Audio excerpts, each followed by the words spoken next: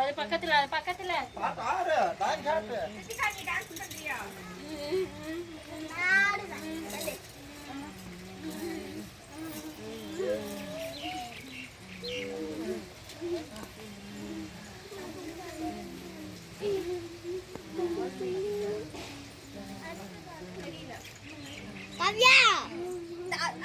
நீ போறியா?